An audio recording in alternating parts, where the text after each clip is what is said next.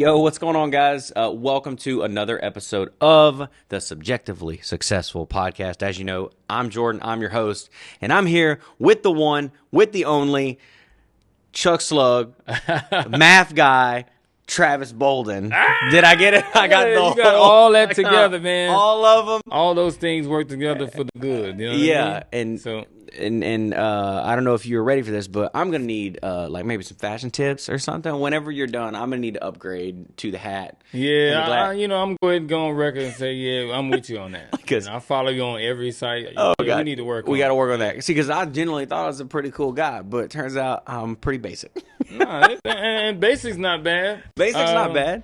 Some of the greatest guys in the world marry basic chicks. Yeah. And they upgrade them, man. It's okay, but I also saw, I love the... That's a great way to start it. I love the video you posted, man, not too long ago, and you was talking about when you're in the business field and when you're in the professional realm and how you carry yourself and you can continue to be yourself. And that's something I'm always doing so that we can carry that over to what you're saying about the way you look and the things you do. So you have to look a certain way for business. And they say, well, you wear a collar shirt and you wear a button down, you wear a tie. I don't wear those things. So I'm saying that to say, like, accept me for who I am, my character. You hired me for my character. Yeah. You hired me for my personality and my energy that I bring to whatever I'm doing. So whatever comes with that, you got to take that too, just like it's a relationship. Yeah, but I think that's okay. Because like one of the things that I teach people, and we'll not try to go down like a marketing rabbit trail, but yeah, right? So one of the things that I teach people, though, is your people are your people. Like you have to be brave enough in the business world and in your growth and your personal growth strategy.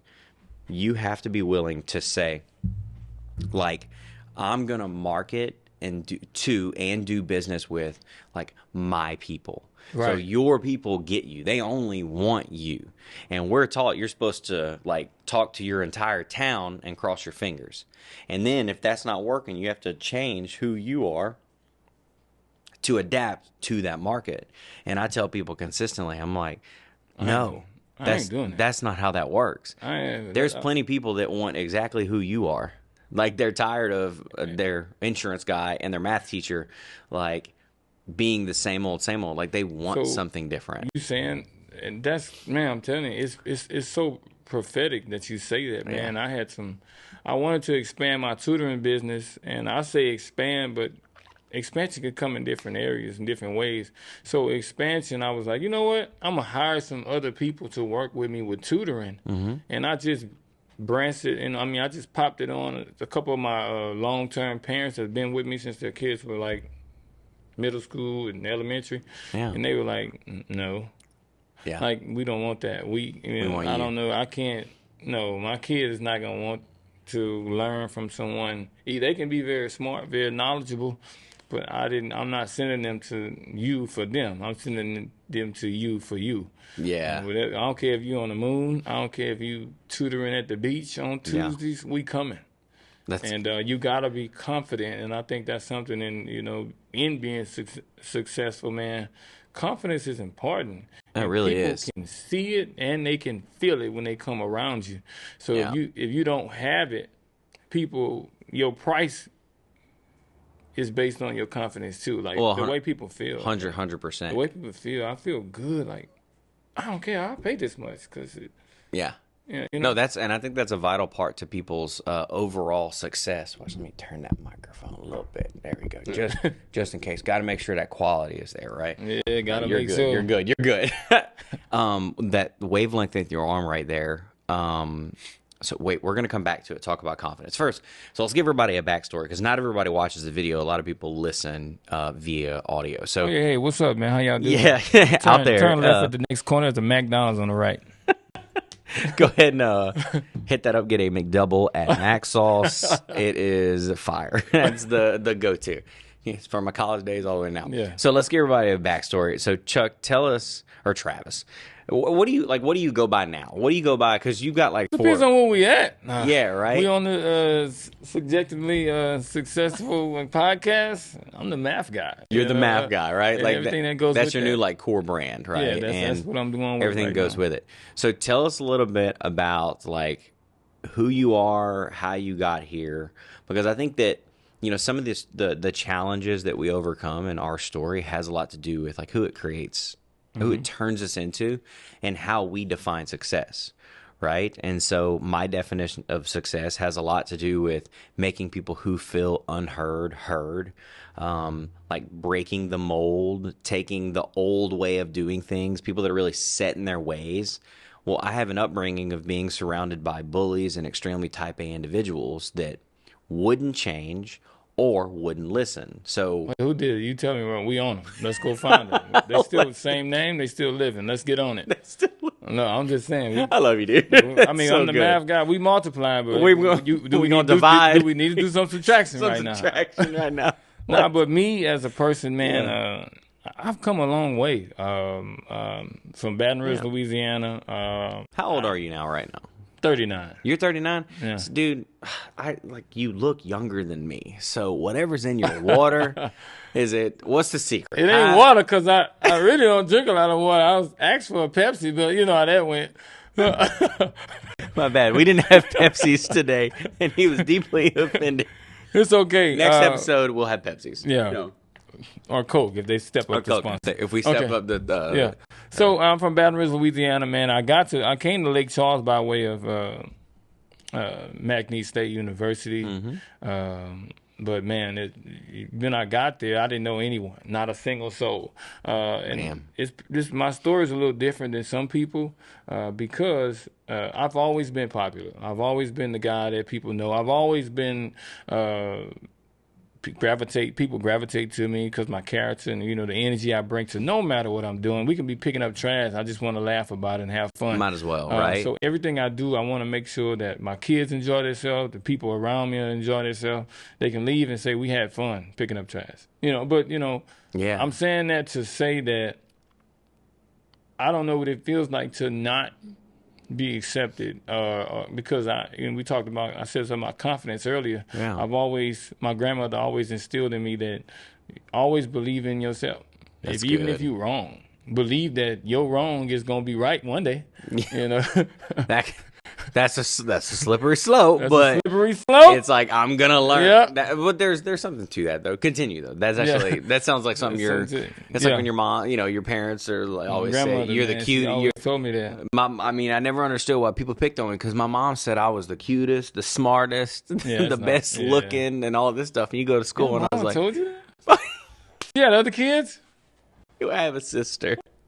Oh, that's a setup. Yeah. That's a setup. My sister's 8 years older than me, though. So I was like her little baby, and she told me I was perfect in all the ways. Then I go to school, and everybody was like, you're short, you're ugly, your nose is big, like all the things. I'm like, I'll tell your sister I said, what's up?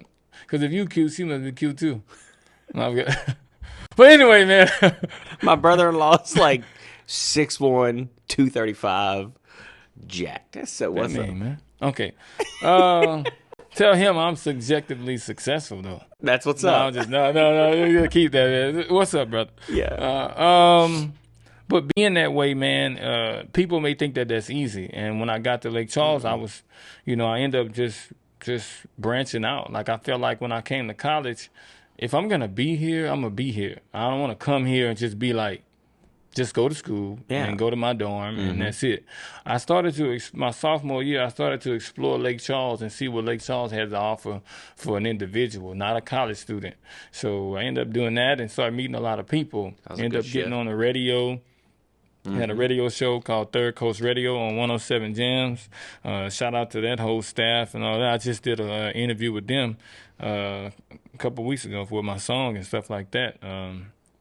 So it's just a blessing. I did that for eight and a half years, and it brought a lot of connections with the community. And it really did. With me finishing college in 2007, general studies, it gave me the option to stay. Mm-hmm. I was already embedded into the community. I was DJing and doing a lot of stuff, which I still do. It just gave me an opportunity to embrace the community now, and that's what I started doing. So now, all the people that I'm connected with now is, wow. I mean, I'm saying it like that, but I'm not people know I'm not arrogant. No. I'm popular. So popular is one thing for me that, you don't ask for it. Famous, you got to do too many things to be famous. Famous is fine, but being popular. Famous takes work, yeah. Popular is like when you're known for all the right reasons and people want to be around you. Ooh. People like being around people that are popular. They don't really like being around celebrities. Popular people get a lot of things from people, and people help them out a lot. Yeah. Celebrities, they expect them to pay for a lot of things. Yeah. So that's a big difference. So, if a celebrity comes to town, they're like, hey, get them to come over here so they can buy everybody something to eat. Yeah. But somebody popular come in, hey, man, you can get other people to come. I'm going to give you some food, Yeah. It works like that. And it's crazy you say that. Sometimes I've had that happen to me, and I think I'm sometimes so insecure about the dumbest things that I didn't instantly thank God. Like, what the heck? These people actually care about me and want to be in relationship with me. So they do, man. There's a lot of people I bet you out there that are relatively successful and uplifting and more popular than they believe, but since it doesn't look a certain way, you're not Instagram famous. I'm that guy. Yeah, and so you're not necessarily Instagram famous, but who cares? Who cares? Because every single person that I talked about you, if your name comes up, it's all positive. Everything they want to talk about, whatever you're doing, they just want to be a part of it. And so I think that has a lot to do with probably how you define success. Mm-hmm. And so that's really cool. So, all right, fast forward. So you graduate college. You're in Lake Charles, and we actually met years ago. Church of the King. Time ago. Church of the King. Big shout out to COTK. Yeah, COTK. I wish we had that video pulled up. Like, we used to do the video announcements. Remember back in the day? Maybe you can find it, man. I could find it. I need to do that. Maybe we could do a cut and play those video announcements. Oh, man. If this is for editor notes, if I find that video, we're gonna play it right now. So let's pause. All right, hopefully that played, and we're back. And if we were pretty goofy back then, I mean, it's so funny, though, because we did Church of the King. We hung out a little bit. We've known each other for 12, 13 years now. But, okay, so fast forward. I've been working with Hamilton Christian, the school that you teach at, for 3.5 years. Warrior Nation, let's go. Yeah, Warrior Nation. Well, pretty much. And, I mean, I've been in the trenches with them because they were essentially 2 months away from closing the school, 2 months away from closing, and now you're at nearly 2.6 times more students than that, or something like that. That's crazy because through the hurricane, through COVID, through all of that stuff. And you say that, but Morgan started contacting me about that long ago when she was in the trenches. So she started contacting me when she was in the trenches, and that says a lot about what they have going on at Hamilton. Like, why would you contact me when you're in the trenches? Yeah. That to me says I trust you to be in the trenches with me. Yeah. I trust you to be in the trenches with me. You know what I mean? You have been. Yeah, and it says a lot about your character too. Yeah, she can call anybody she wants. Yeah. I need you. I'm calling you, and I told her no. Originally, really? Oh yeah, I told her no 3 times. Yeah.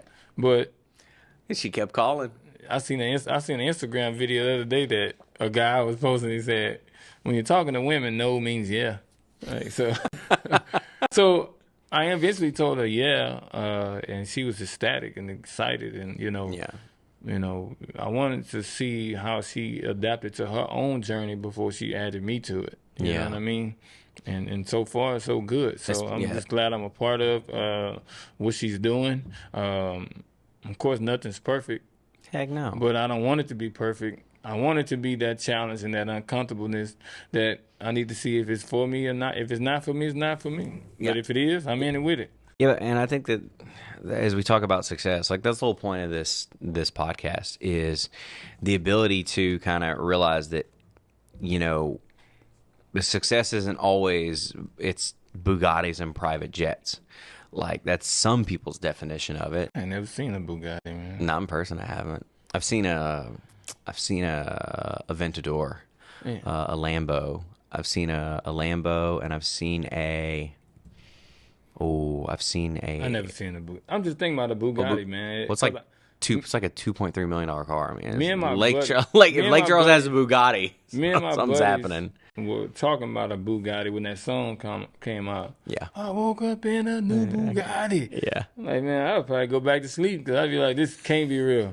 And he was like, man, a Bugatti is just the word itself. Like, Yeah. if I had a Bugatti, I probably wouldn't be driving it. I'd probably be saying my Bugatti. Yeah. I don't have it. She My got Bugatti. it. I bought it from her. She's driving it. I wouldn't even drive nothing like that, No. man. That just don't fit me. Yeah, it's weird. Well, see, and that's what's unique, though, and I think it's powerful for you to define success how you define success.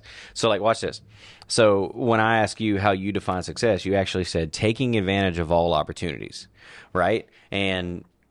But what's cool is when I send this questionnaire out, I get such a wide range of answers. That's it for me, man. And taking advantage of all opportunities. And I think that that's just something that people should maybe pay attention to, is that I've done this. Sometimes the way you define success, sometimes some of those benchmarks that you set and you put, you don't take opportunities that you should. You think that there's a spiritual alignment, which it is, but God don't just send people to you. Like, you just gotta. I mean, He gonna send stuff to you and see how you're gonna do. What you're gonna do with that? Absolutely. Well, like, don't forget, my favorite stories in the Bible is I think Chris Hodges said this years ago. The pastor of Chris Hodges in the Bible? No, Chris Hodges, not in the Bible. He is. So he's the pastor of, I think, the second largest church in America. So Church of the Highlands in Alabama. Okay? I don't know him. Yeah, really, really cool guy. He's actually from Baton Rouge. So one time he was preaching and he had this message. And where were we going with that? We're talking about all opportunities. Where's my train of thought going? Because we stopped. What were we talking about? Like taking advantage of all opportunities. Of all opportunities. One of his best stories, he said, don't ever forget, before David ever became king, God had to develop his heart on the backside of a mountain. Mm-hmm. In exclusivity, like out in the wilderness, doing the job that no one knows about, right? So his path to success, some people need to be reminded that maybe you need to be by yourself on the side of a mountain, moving sheep and fighting off wolves before you can ever be given a platform or kingship or anything, or become a king or a queen, like to ascend and be given a platform of authority.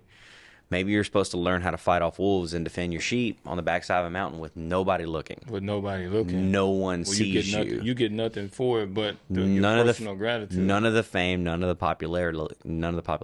popularity.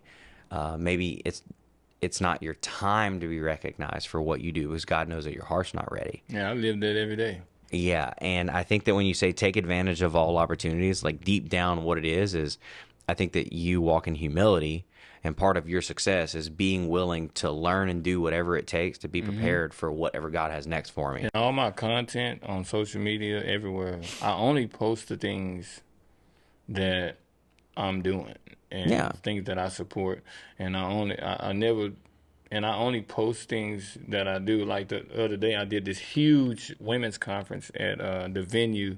Shout out to the venue. This is new here in Lake Charles, right there, Marzetta Guillory. But I did the conference. I was the DJ, MC for the whole thing. I didn't post nothing about it. I waited until the person that gave it posted it. Yeah. And then I posted it because I wanted to show the collaboration. Yeah. It's more of a collaboration, not, hey, look what I'm doing. I'm doing this. Yeah, it wasn't the Travis show. I ain't trying to look what I'm doing. I'm the DJ over here. No. I'm collaborating with this lady, Ashley, Ashley King, man, Ashley Montgomery. I'm collaborating with her to make this thing bigger. Yeah. You know what I mean? So, like me and you, we collaborating to make this better, And now I can relate. Now what's crazy is I'll push back a little bit, because for years at church, I was taught to like never promote yourself. right? So at Church of the King for years, I have friends and family that to this day don't know exactly what my skill set is, what I'm capable of doing, what my company does. They still think you play the drums? Most of them don't even no, hey, most of them don't even know I play drums, because I was taught that sharing videos of yourself playing drums was like self-serving. Now, if I would have known, if I would have started that on What? that's what I thought. What kind of beat are they running to? And so if I would have shared and I think it was in my head too, because I would have never done it with ill intent. If I would have been sharing myself playing drums and like the behind the scenes of all those years at Church of the King, and look what I'm working on and look what we're doing together and all those things, I think my overall following popularity would be more. I think Church of the Kings would have been too. So for you, you'd be surprised if in that process, because we live in a very social driven world, if in that process you're waiting for them to move so you don't steal the spotlight, think about it a second. Maybe it's your calling to bring a spotlight with you. Does that make sense? Mm-hmm. And no, I would post that I'm going to do it. Yeah. And I'm going and I'm supporting it and I'm part of it. Oh, yeah. But I'm saying after it's over, yeah. I'm not saying, I'm just waiting for them to make the official post. And no, like, I totally get it. I was saying, because I wonder if anybody's listening out there, can you heard just that whole interaction where I've been playing drums. I played drums for 11 years at Church of the King. There's a lot of people that don't go to that church, don't even know I play drums. Yeah. It actually could have brought a lot of value to the organization if I would have shared like these really cool things that we were doing and these behind the scenes moments and these conversations we were having that go into building a church and an organization. There's actually a lot of value in that. Not just as marketing collateral. People just love, especially stuff like that. People love to see those things. So if you're out there and you're brand building or business building, don't let your humility like overshadow opportunity to shine light on great moments and great people, right? And so that's why I say characters define success is debatable, because if you're a good person, deep down, when you bring a spotlight with you, it's not for you. It's to better the organization. It's to better the kingdom of God. It's to better the school you work at. It's to better this. And I don't know why. I wish I would have woken up and been like, I should be sharing everything and posting everything, because it wasn't even a thing like that then. Isn't that crazy? I wish we would have been on the cusp. Yeah. And but that's why I say character is defined, though, because if you're a decent human being and you have a good heart, you should be excited about all the things you're doing. You should talk about how great your family's doing, or how great if you're home, when you get a home, if you pay off your car, if you start a new venture, if somebody in your class is doing great, you learn a new tip, tool, any of those things. I don't think that it's self-serving for you to share all of that content. I think that the more people that follow you, now I'm like marketing preaching to you, that's okay. But the more people that follow you and marketing churches on Tuesdays. Yeah. So if you consistently share like your growth process and how you love to bless people, it will give you more opportunities to bless more people. Mm-hmm.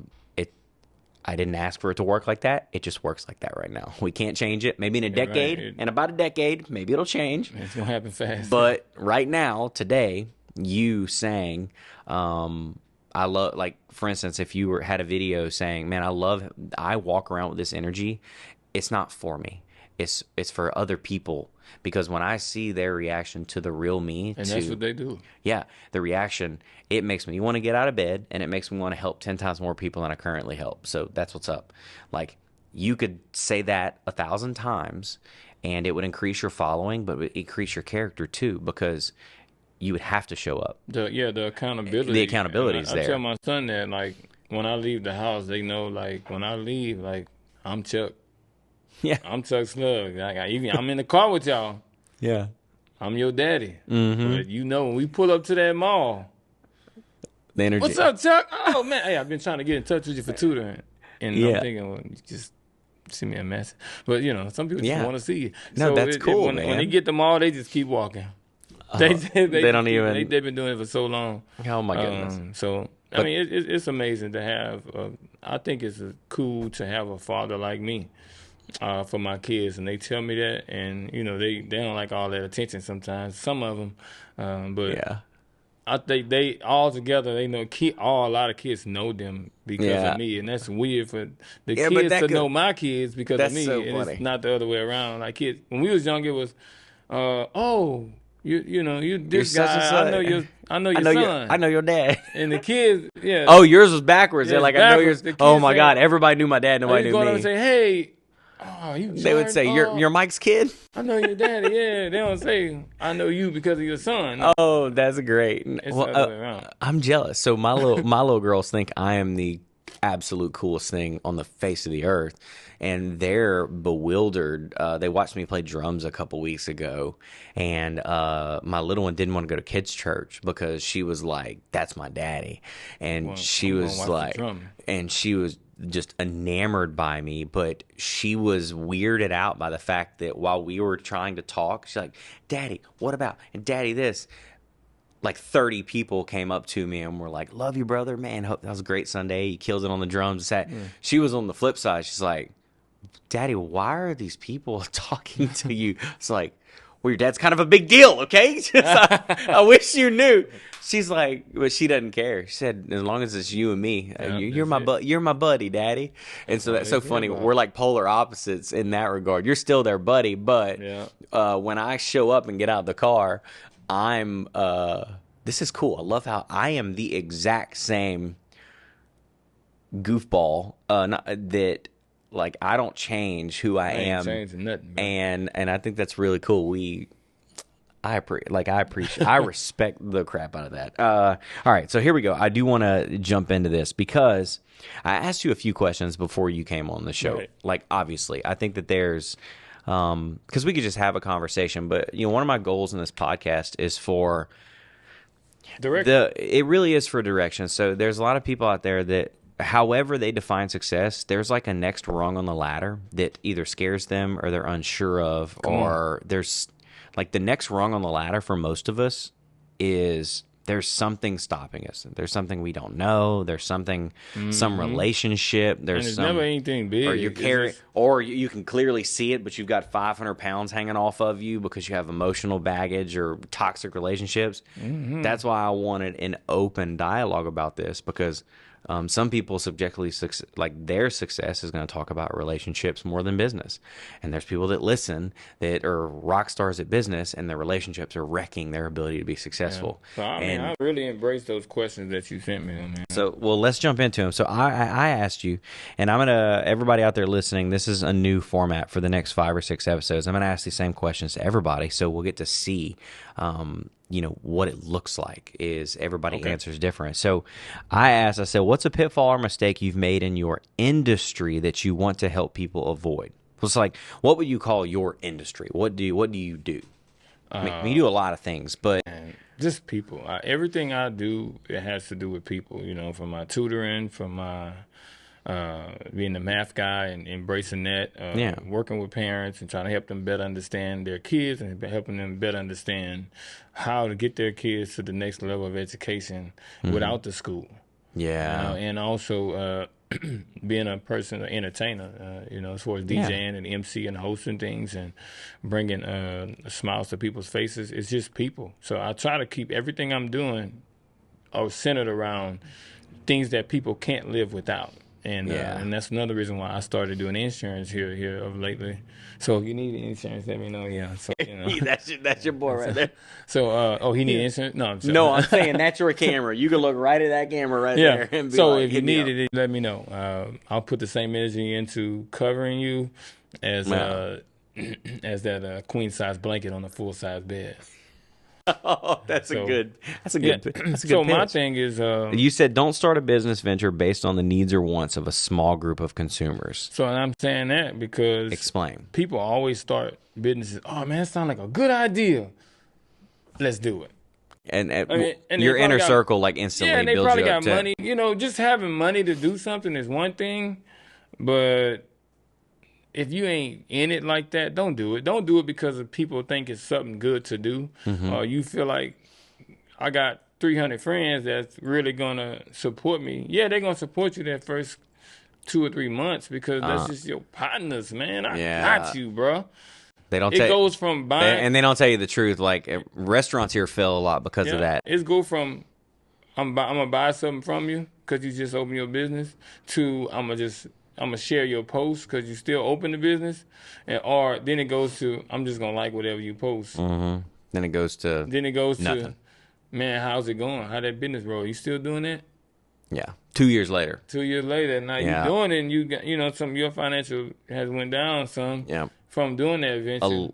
A lot of restaurants here do that, and it drives me crazy because they'll open and they'll have like 7 out of 10 food, 7 out of 10 service, but their friends and their family, it's a small town problem. Your friends and family tell you everything is great. And, I talk about, and this, for me, I talk about this in the marketing world, but it's really important in the business world, is like, just like we just said, restaurant owners, people will start listening to what you talked about. Their success in the short run, it's like a false sense of success because your friends and your family tell you that everything is great and everything is going awesome. And realistically, you should be listening to actual consumers outside of your sphere of influence. You need to talk to people that you don't know. Yeah, because the people you know. Can you convince somebody to trust and believe you that you don't know?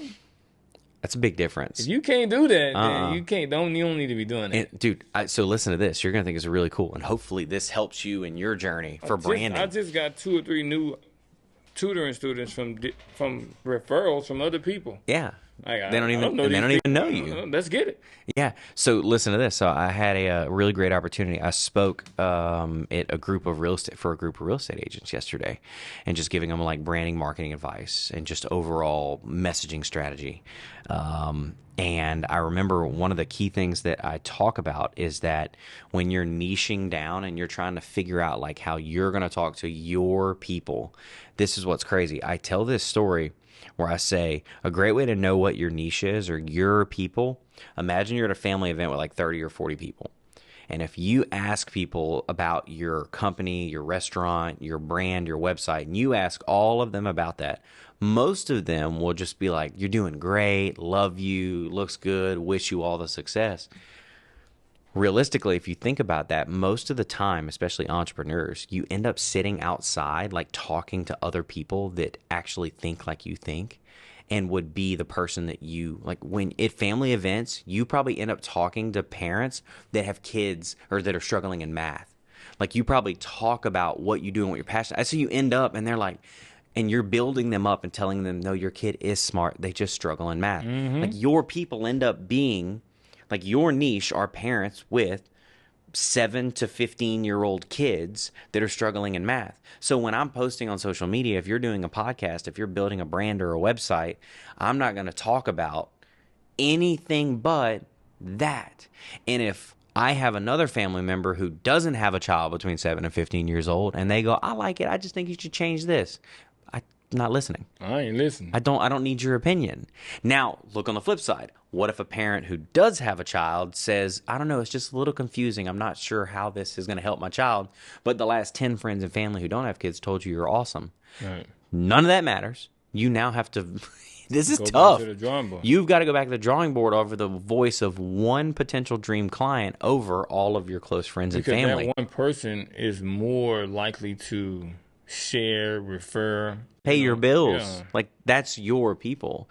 And so I try to tell people when you're marketing yourself, it seems scary and counterintuitive. And people don't believe your family members. People do not believe your family members when they share your stuff. No, they just don't. Like, oh, his sister shared it. Okay, well, that's his freaking sister. She gonna share it. So whatever he's doing, she's gonna share it anyway. She probably never even read it. Yeah. Did she share it and put share it with a comment at the top? Yeah. With a caption? No, she just shared it. And I got another. And I watched that. Like, if you don't share my post with a caption, I'm not liking it. That's fair because it doesn't actually do any good. So you press the share button and it asks you. Do you want to say something? You want to say something? Nah, you're just being good family. No, just gonna press it. Dude, now we're getting into the lead. No, 100%. Think about that, man. No, that means there's okay. So if you want to know, like in the marketing world, I call it a brand ambassador. Some people call it a raving fan. So a brand ambassador is someone who actually becomes like your outside salesperson. They love what you do and how you do it so much. Mm-hmm. That's the person that told these 3 kids how great you are. You didn't do anything except make their kid amazing. So then they go and now they're your brand ambassador. They're telling other people how awesome you are. So this is another little funny story. I am so glad this happened in the same day. All right, so I'm not going to throw her under the bus, but... You can't say that before you say it. Okay, I'm not, because she's so amazing. You know how most people, they joke... under the scooter. Okay, under the scooter. You know how most people, they joke that their mother-in-law is, like, horrible? That's just, like, a common joke. Most people say their mother-in-law. It's pretty common. Okay, my mother-in-law is awesome. My mother-in-law is the freaking... like, she's so great. She's so awesome. So, one time I posted, or I was showing something... And she said, she goes, she doesn't know exactly like what a consultant or what I do does. And she was like, wow, that just feels really expensive. And it kind of punched some holes in my sales. I was like, oh, okay, I didn't want to hear that. She's like, I don't know, wow, that seems really expensive. Had a super high hourly rate, this, that, and the other. And it was a package deal. But it was a lot. It's like a $19,000 bid. So I guess it felt really, really expensive. Well, then an 8-figure business owner tells me after like closing the deal, he felt like in some regards I'm grossly undercharging. And I go, crap. It's like, that's why you have to be very careful, even if someone is right next to you. Though. Yeah. Because, well, then we ended up doing like 2 other deals, and I'm handsome, like doing very great with their contract. It is so life altering. I love it. But he just like kind of like gave me some tips on your values more here instead of where you think it is. And so that you could charge more for, because I don't think you realize that you have a lot of value in telling us what we're doing wrong than doing it all for us. And I was like, whoa, never thought of it that way. But it was almost like right after she told me that. And so that's a powerful lesson that we're on this track is people really, really close to you will either build you up bigger than you actually are or give you advice about changing things when they're not an actual client customer. And that's okay, is you have to learn how to stand your ground and understand your market, your people, your brand. Right. And so for the love of God, if any family member tells you you need to maybe reel it in a little bit because you're going to turn people off, just don't listen to that person. Oh, I don't. Okay, just like, whatever you do, don't listen to that person. I showed up to school yesterday for the first day of orientation. Yeah. With my hat on. It's like a few teachers was looking like, that guy wearing that hat? Yeah. Oh, I'm wearing that hat. Yeah. Because that hat says, I know that teacher. Yeah, I know him. All right. And besides, I can't get a flat iron and lashes either. So, You sound like me when I. Hey, tell them why you had to come take pictures days later after everybody else, Travis. Man, I need a haircut. Man, I can't. You asked me to go take no pictures. She didn't give you a big enough warning for you to get a good fade. Yeah, I need a haircut, man. I gotta be fresh, man. Like I'm on here today, but I mean I'm not at my 100% best, but no, I'm here, so it's 100%. It's 100%. You're 100% here. Yeah. Oh man. Well, look. So check this out. Let me ask you a couple more of these. So, at any point in your life, did how you measure success change? And you said yes. When I had a child, the vision changed from I got to satisfy my needs and wants to being more of an educational example for my kids. That's and good. When I say educational example, I do not mean school. No, absolutely not. And I think people think education is just school. Like So kids that I deal with on a regular basis, I talk to them about life stuff. In my classroom, we talk more about life than school, because the school part is easy because I'm a professional at math, and I'm okay saying it like that. I'm a professional at this stuff, man. I'm a professional at helping kids change the way they feel about math. That's good. So therefore, that's not the hard part. Who are you? Like, who are you as a kid? Who do you want to be as an adult? Yeah. Let's try to narrow that down, and then that'll even tell me how serious you want to take this math stuff. How serious you want to take this school thing if you don't even know. You ain't even taking yourself serious. If you don't know who you're going to become. Who you are. What you trying to be? And we in that stage of life in this generation where kids don't know who they are. They just know who they belong to. And you don't want to, and a lot of kids don't want to be like their parents. My son don't want to be like me. He just got my name. That's good. I mean, it's just what it is, brother. And I just want to let kids know, like, the things that you do on a day-to-day basis is telling people who you want to be. So if that's not who you want to be, you better change. Better start making some different. Stop doing that, man. I seen a little dude on Instagram the other day, man. One of my friend's son. He had a little gun, and I'm like, what this boy doing with a gun? I just saw this boy at the snow cone stand. Asked me, can you buy me a snow cone, Mr. Chuck? Yeah. How you go from, can you buy me a snow cone, Mr. Chuck? Very nice and politely. Yeah. I mean, I bought him a snow cone. It's tutti frutti, small. Yeah, but cream or no cream. How you go from that, huh? Cream or no cream. No. You can, do that, it's man. 50 cents, man. Come on. Gotta bless that boy. Oh, man. Shout out to Sugar Mamas. Yeah. The best snow cone stand ever. Right here on Broad Street. Anyway. There's a sure snow cone stand on Broad Street. Oh, my goodness. What? Can we go if I have time? Yeah, man. It's on. I'll buy you one. But no cream. Okay. I don't do that. But okay, so go back to what you're talking. Buy me no cone with cream. That's definitely ain't about to happen. That's funny. But what you're talking about, like, that's actually a valid point. Like, just point out. How you go from that? And these are really, really good kids that get caught up in image. Man. And I'm saying that like that because, I mean, it's caught up in the image, man, wanting to be what people want. Yeah. What do you think people want to see as opposed to, hey, Mr. Chuck, can you give me a snow cone? Man. I'm fine with that. I can buy you a snow cone, but I can't share your post. Shoot. There's something deeper there. Like, we could go on a whole wavelength of we're going to say the misnomer of people basing their success off of what social media says success looks like. And a lot of the younger generation are falling prey to that. As I think the older generation too is, a great pastors say we base our real life off other people's highlights.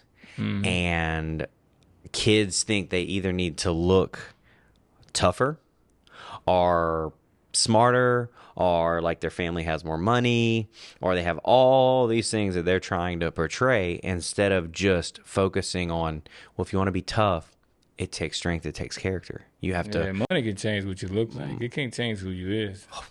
You can be a dummy with money. You just got money. That's so good. But I did want to win that lottery. Oh, I mean, yeah, I would. Yeah, so I mean, But say that again. I want you to say that again. It's like money. Money will never change. It will change the way you look. Money changes the way you look, but it will never change who you are. Man, because you're just that person with money. Yeah. And if you always been a butthole, a horrible person, absolutely, people are not gonna love you because you got money. People gonna be like, okay, now what this fool finna do with this money? To be even more of a butthole. Dude, it's one of the reasons why I named the podcast what I named it is because I was in a business situation where I had just completely lost focus on what was really important. Like my kids and my wife and the life that we dreamed of creating. And I started focusing on money and the people I was letting speak into my life. I thought that money had just expounded these great people to have a larger reach and more of an audience. And then I think I started to, once you peeled the layers of the onion back, you realize that it felt more like smoke and mirrors and who was really underneath all of that. But a successful guy like yourself, man, and I'm gonna just go ahead and give you, your flowers right now. All right. So, because I know where you come from. Yeah. So I'm saying that, and and thank you for everything you do. Not just for me, just not for thanks, man. Collaboration, but I'm saying as a father, I knew you when you wasn't a father. Oh, yeah. So I'm saying that to say, success looks different, like you said. 100%. But when the kids come into, man, it's different. Man, it's so different. And the money, when you make a lot of money real fast because that's all you focusing on, two things happen. The first thing happens is the money you making, you're not even getting to spend it. The people that your wife, your kids, they spending all the money. And once you slow down, you're like, hey, yeah, I ain't get to do nothing. Yep. they went, you know. The second thing is, man, your success becomes something financial. it's a checking. Now you're seeing it as that's what your success is going to be later on. I need more of this to be successful. But there is a level of, hey, I've reached my success. Now let's take it to another height. Yep. The way you reach it, the way you get to that top point in your success, you're going to have to stay like that. Yeah. It's either you're going to fall back down or build it back up, you know? 100%, man, because it's like, yeah, I want to, you know, like I have dreams and aspirations, and I want, so I want like our home to have this like gorgeous backyard and pool and like YouTube studio / apartment complex that we could, it's like this crazy dream. And it's, I mean, I grew up in like in the country with not a whole lot, and I wanted like all of those things, and I was just pushing so hard to, you know, make those things happen. And it's like my wife one day, she's like, well, I want all those things, and you know I want those, but like if it sacrifices the dad that those kids come home to, what's the point of them swimming in a pool with half a dad or a quarter of a dad, or a dad who has no moral compass or character anymore? I watched something on Netflix, and it was this movie. I just randomly watched the movie one night, and it had something to do with a pool, and the person never swim in a pool or something. I don't know what it was. I'm gonna think about it. I'm gonna text it to you. Better text it to me. But I'm saying that I'm saying all of that is important as being a dad. Like, yeah, I'm so into my son. Like my son, like that's your world. I gave him my name so I can be a better person. That's cool. So when people just be giving their kids their name, like dads, like I'm gonna name it Junior. So what you doing to uphold? Yeah. Because you gonna want him to be better than you. Yeah, because so like give it good. He only gets remnants of you. So that means you've got to be twice as good, right? Yeah, you've got to. My dad set the bar so freaking high. Like my dad is just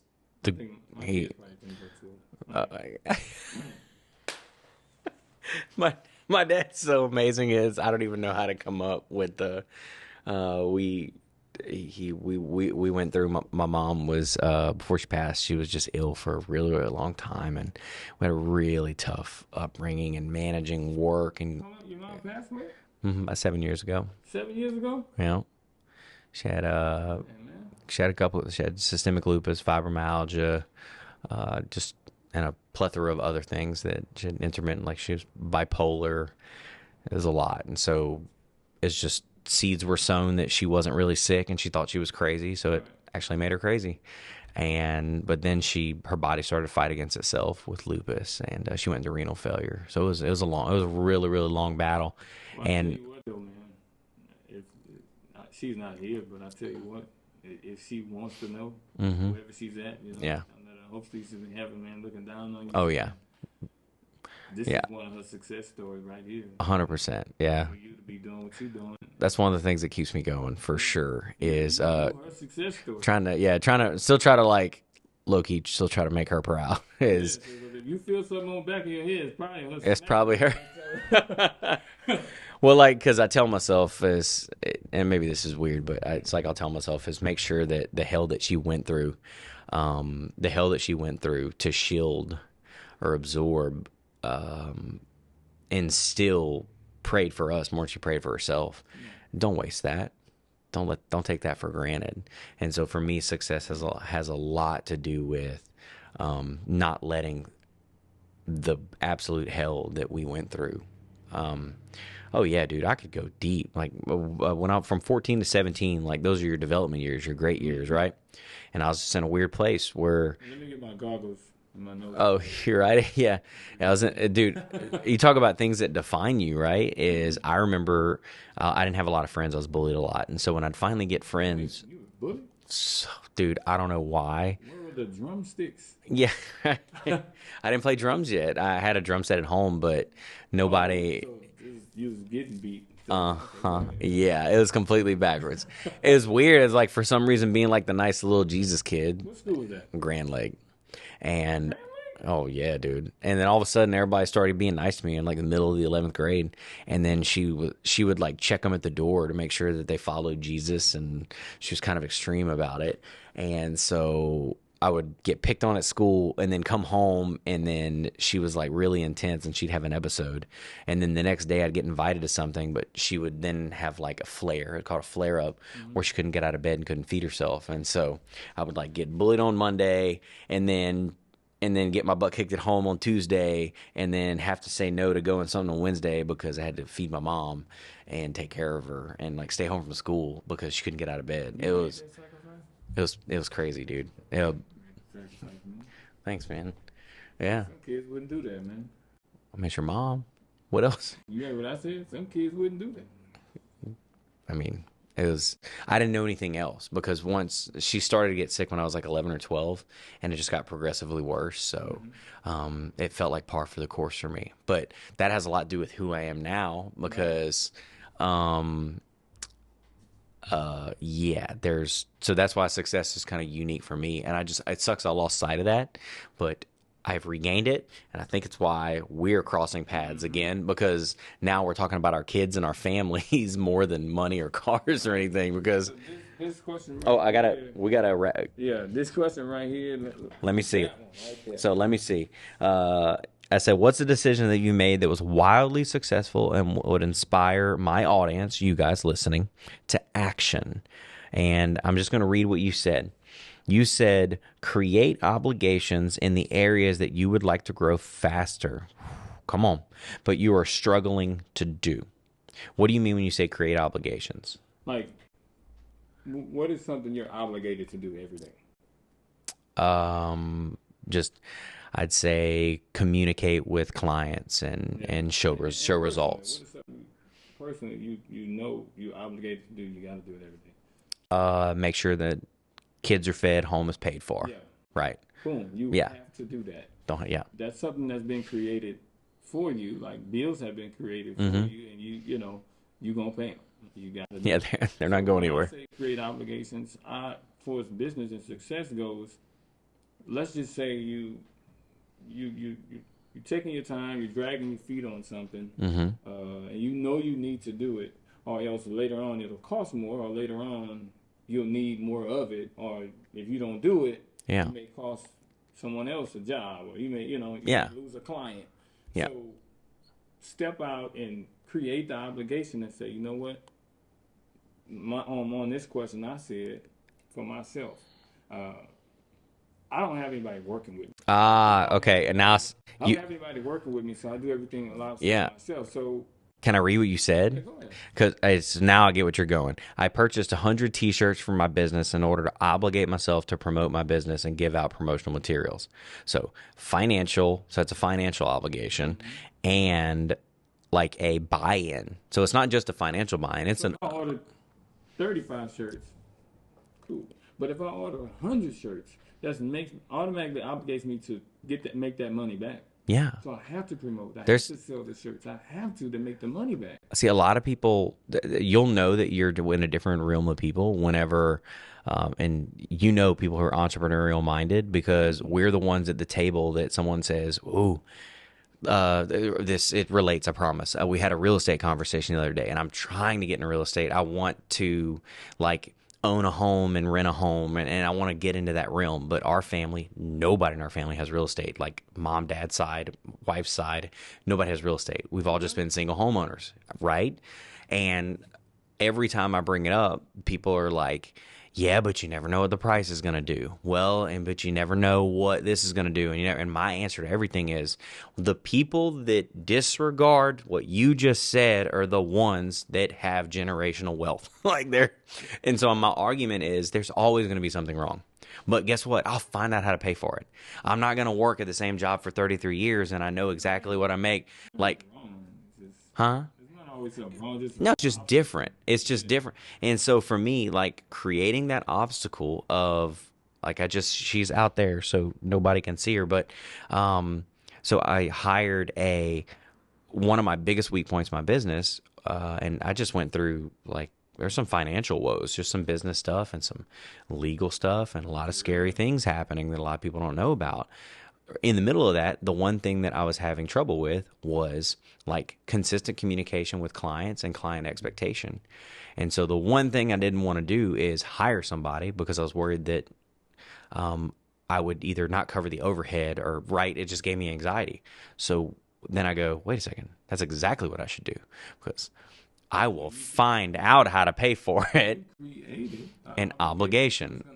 Work hard to cover what you got to put out. Absolutely. And see, so I took your advice, man. By creating an obligation. I love that you purchase 100 shirts and obligate yourself to promote, because you know what? Person, if I really need 35 shirts, then I can sell those 35 shirts and make the money back. Yeah. And the other 65 shirts, I don't know how good you are with math. The other 65 shirts, I'm pretty good with math. It's all promotion. I don't even have to sell those shirts. Yeah, you just... The shirts are not for money. No, you just you make the money back from what you put into it. Yeah, you cover your overhead. Everything is promotion after that. Yeah, give the rest away. Hey, here you go. How you doing? No, you profit on relationships in the long game more than $4 per shirt or $8 per shirt. Yeah. That's what's up, man. Okay, so the whole episode is like really, really, really, really good. That one nugget at the end that we went through a couple things. So we talked about don't let relationships and voices that don't align with like your ideal client or customer or who you're supposed to touch in this world, right? Don't let them affect who you are, how you grow. Just don't do it. But then another big is talking about how your family, your kids, and those people that rely on you, they can, like, your definition of success can evolve from that. And yours did. Mine definitely did. But then the last thing we talked about, and just the bow on top of all this, is create obligations in the areas you'd like to grow faster. It sounds so counterintuitive, and it's extremely scary. But... it's so smart. If you're a hard goal driven person, you'll figure it out. You will. Oh man, I gotta do it. It does. And for all my ADHD folk out there, it's like when you make a faux deadline and you give yourself like forced anxiety almost to hit that deadline. And sometimes that's the only way I can work. And I'll figure out. My brain might start working correctly one day and I won't need that. But until then, I have to just be like, this has to be done tomorrow at 8 a.m. I'm like, what the hell? Why? And I'll read it. And I'm like, why? I don't even remember. Crap. Okay, I'll do it tonight when the kids go to sleep. And then what should have taken 4 hours, I do in an hour, because your creativity comes alive just from this is the exact same thing. So I think that one idea gives a lot of value to my audience. So thank you for writing that down. Really, really cool. Last thing before we go, using your definition of success, Travis, Maff Guy, Chuck Slug Bolden. There we go. You got that? I'm getting good.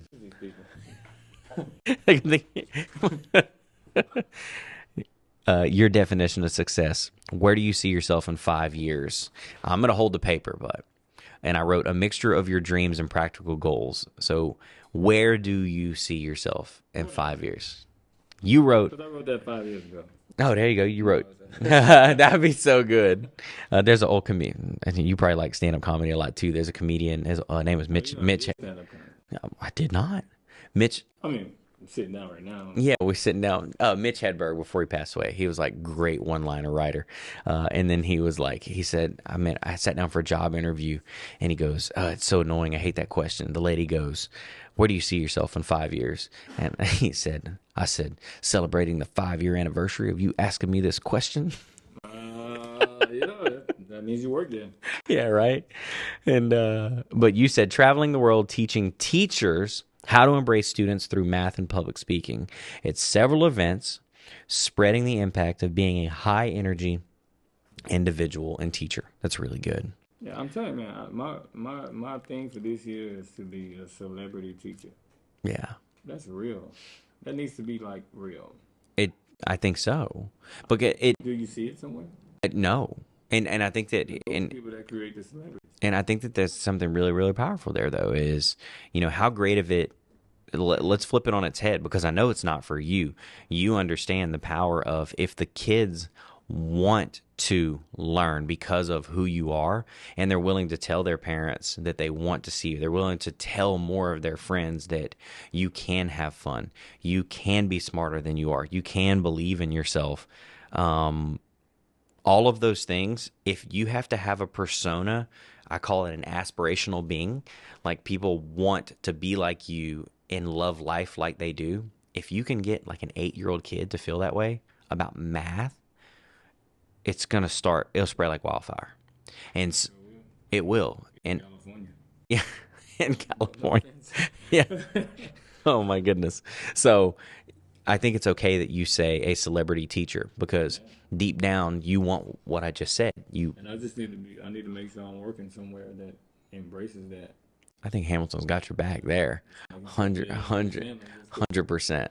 Well, let me say before we go, I think, because people, make sure that you follow Travis on Instagram and on social media platforms. So I'll put your links in the bio. But what is your Instagram handle? I can multiply. That's so cool, dude. So it's at I Can Multiply. Make sure to get. You can still follow. You can still follow.